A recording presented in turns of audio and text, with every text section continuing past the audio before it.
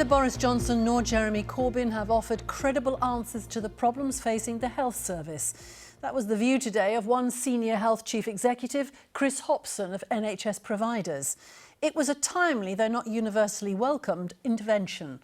One major health issue here in the south is social care and who should foot the bill in a region with a high percentage of older people.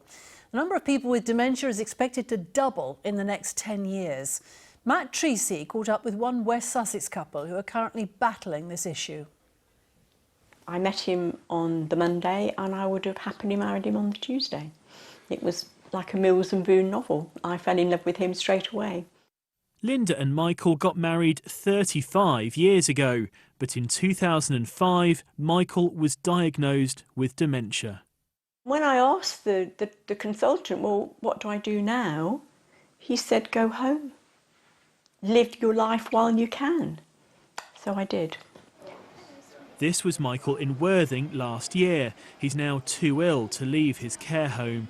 Linda cared for Michael herself for nearly a decade, but when she needed help, it came at a cost, a total of £75,000 so far.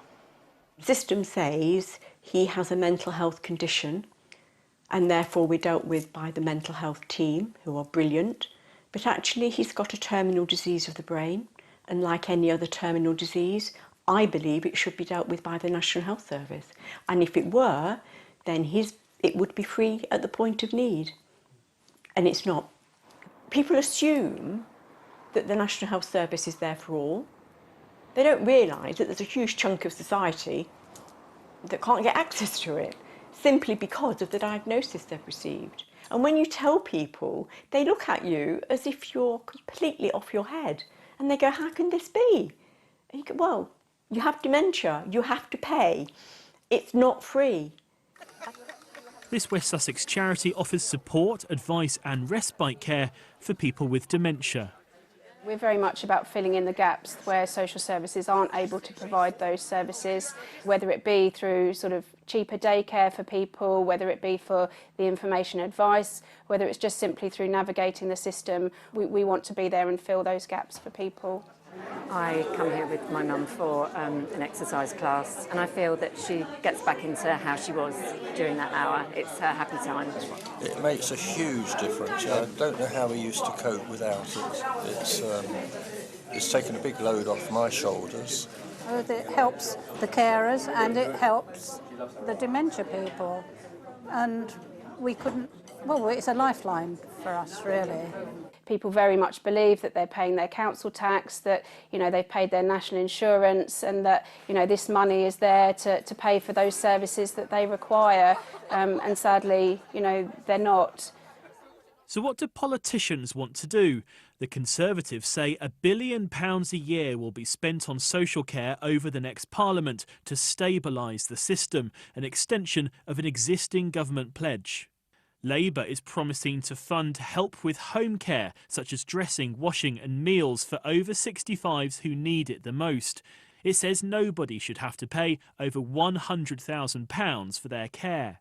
The Greens also want to fund free social care at home for people over 65, costing £4.5 billion. The Liberal Democrats are proposing to spend an extra £7 billion a year on the NHS and social care services, funded by a 1% increase on income tax. It's very emotionally draining to watch the man you love disappear day by day. And when you have dementia, that's what happens. I'm now in a position where most of my savings have gone. So my choices now, if I became ill, are very limited. So it's a nightmare. I hope my car keeps going, that kind of thing. I hope the boiler doesn't stop working. There's all that kind of knock-on effect of when you've had to use all your savings. Linda Basford there. Let's talk with Matt Treacy a bit more now. Why is this such a tricky issue for politicians to get a grip of? Well, it's complex and expensive, so best avoided maybe. It's an NHS-style system would cost maybe up to £11 billion a year, and that's just the start. It would go up as demand increased. There are other plans, so you could fund care in people's homes, or maybe put a cap on the amount that you can spend. But all of these are about where you draw the line, who's in and who's out, and that will inevitably be controversial. I spoke to one charity that wants to see big changes in this sector. Dementia care is approaching £1,000 a week in a residential facility.